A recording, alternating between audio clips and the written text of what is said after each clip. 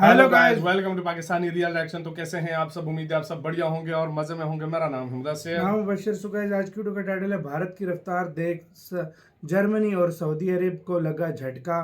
भारत ने सबको clean sweep कर दिया। भारत ने सबकी बैंड बजा के रख दिया और क्लीन स्वीप कर दिया।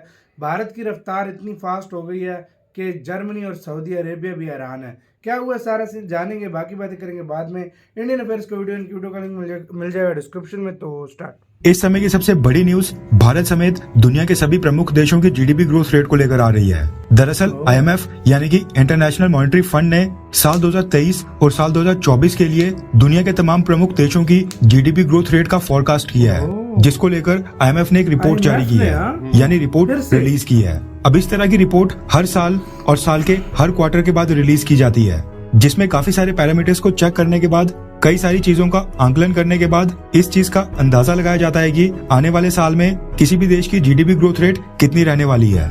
अब ये जो इंटरनेशनल मॉनेटरी फंड द्वारा रिपोर्ट रिलीज की जाती है, ये काफी इंपॉर्टेंट होती है, क्योंकि इसी रिपोर्ट के बाद दुनिया की कई सारी मल्टीनेशनल कंपनीज और जो फॉरेन इन्वेस्टर्स होते हैं वो ये देखते हैं कि उनको कौन से देश में इन्वेस्ट करना है और कौन से देश में जाकर वहाँ पर अपनी फैक्ट्री स्थापित करनी है। क्योंकि कोई भी मल्टीनेशनल कंपनी कभी भी ऐसे देश में निवेश करना या फिर वहाँ पर अपनी फैक्ट्री सेट करना बिल्कुल नहीं चाहेगी जहाँ पर ग्रोथ ही नहीं हो।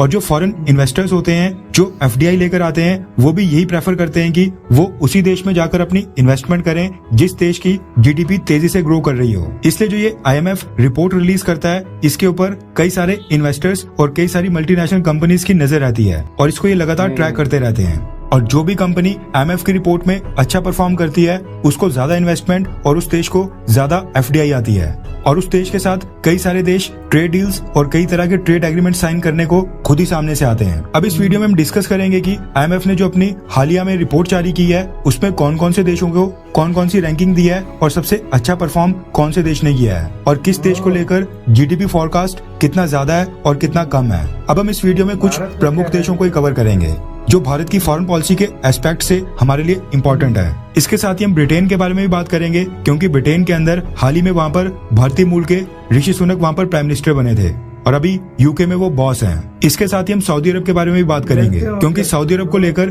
पिछले कुछ समय से दुनिया भर के जितने भी फाइनेंशियल इंस्टीट्यूशंस थे वो काफी बुलिश थे और सऊदी अरब काफी तेजी से ग्रो कर रहा था। लेकिन जो साल 2023 और 24 के लिए डेटा सामने निकल कर आ रहा है, उससे सऊदी अरब को काफी बड़ा झटका लगा है। अब इस वीडियो में काफी इंटरेस्टिंग चीजें हैं, इसलिए इस वीडियो को एंड तक देखिएगा। सबसे पहले तो मैं आपकी जानकारी के लिए बता दूं कि आईएमएफ जो ये रिपोर्ट जारी करता है, इसका नाम है world economic outlook growth projections, जिसको आईएमएफ दो हिस्सों में बांटता है और ये दो हिस्से होते हैं एडवांस इकोनॉमीज, जिसमें अमेरिका, जर्मनी, फ्रांस और यूरोप जैसे डेवलप्ड देश होते हैं। इसके साथ एक दूसरी कैटेगरी होती है जिसका नाम होता है emerging market and developing economies, जिसमें चाइना, भारत और रशिया जैसे देश आते हैं। सबसे पहले हम बात करते हैं एडवांस्ड इकोनॉमीज की, जिसमें सभी डेवलप्ड देश आते हैं। सबसे पहले इसमें अमेरिका के बारे में कहा गया है। अमेरिका के लिए आईएमएफ ने प्रोजेक्ट किया है कि इस साल अमेरिका की जीडीपी ग्रोथ रेट 1.8% रहने वाली है और अगले साल ये और भी घटकर 1.0% रह जाएगी। इसके साथ ही जर्मनी की बात करें तो जर्मनी की इस साल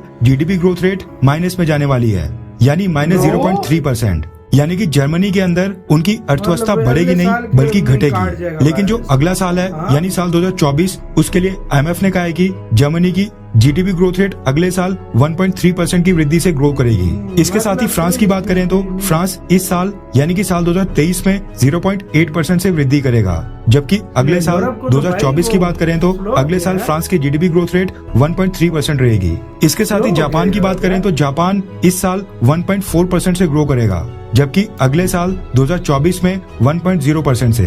अब नजर डालते हैं यूनाइटेड किंगडम के ऊपर, जहां पर हाल ही में भारतीय मूल के ऋषि सुनक प्राइम मिनिस्टर बने थे।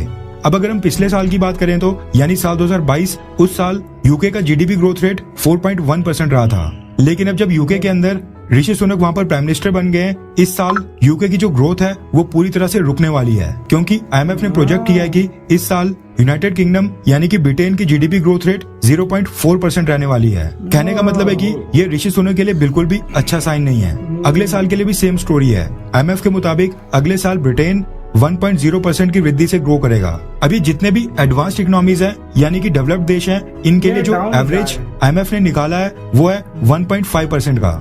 यानी साल 2023 में ऑन एन एवरेज 1.5% से ग्रो करेंगे, जबकि अगले साल ये ग्रोथ रेट और भी स्लो होकर 1.4% रह जाएगा।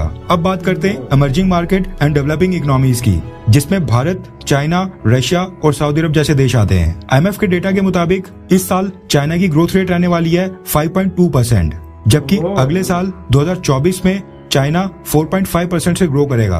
यानी कि जो चाइना की ग्रोथ रेट है वो भी साल दर साल कम होगी।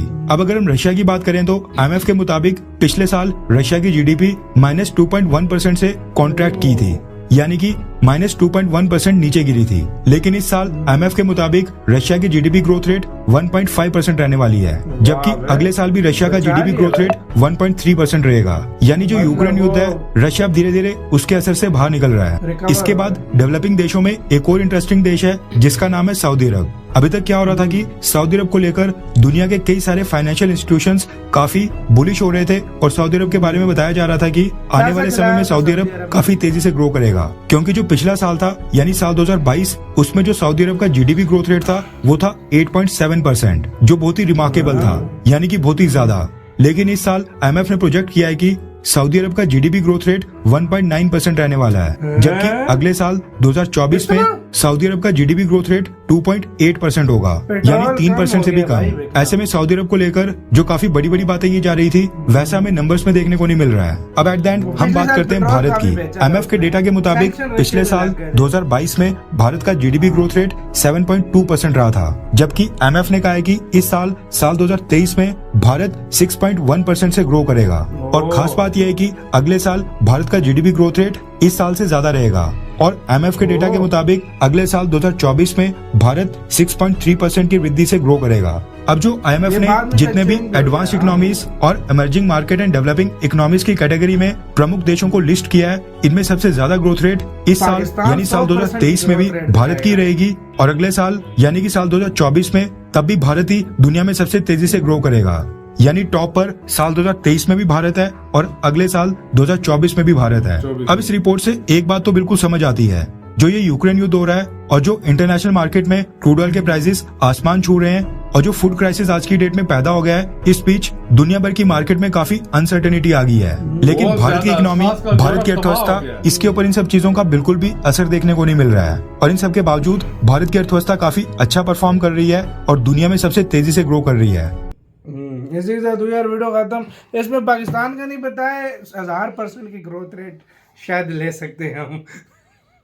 यार अच्छे के लिए उम्मीद रखनी चाहिए, लेकिन जो सिचुएशन है ना, मुझे नहीं लग रहा। हाँ, इलेक्शन हो जाए उसके बाद कोई एक गवर्नमेंट आ जाए तो फिर कुछ कह सकते हैं, हम नहीं सपोर्ट कह सकते हैं, हम किसी खास गवर्नमेंट की सपोर्ट में नहीं है। कोई एक आ जाए, क्योंकि एक गवर्नमेंट जो होती है वो सही देश चलाती है। अब आते हैं इसकी तरफ। यार मजे की बात जो है कि भारत की ग्रोथ इस साल भी सबसे ज्यादा होने लगी है, अगले साल भी। मतलब झंडे गाड़ दिए। सऊदी अरब 8.6 बता रहे थे, दरअसल पिछले साल 2.4 पेट्रोल खुला भेजा है उसने भाई, सारा कुछ पिछले साल उसकी तरफ काफी। लेकिन मैं हैरान हूँ यार, एक साल में ऐसा उलट फेर सबके साथ हुआ भाई। 4.5 कहाँ था चाइना और अभी कहाँ पर चला कहते हैं रिसेशन। देखो वाकई में यूरोप को सबसे बड़ा हिट किया है।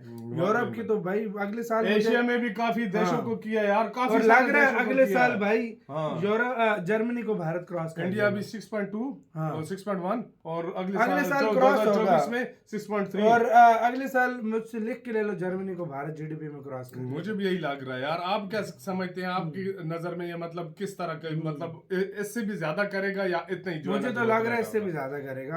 अपनी राय कमेंट सेक्शन में दीजिएगा, अपना बहुत ज्यादा ख्याल रखिएगा। तो यार बाय।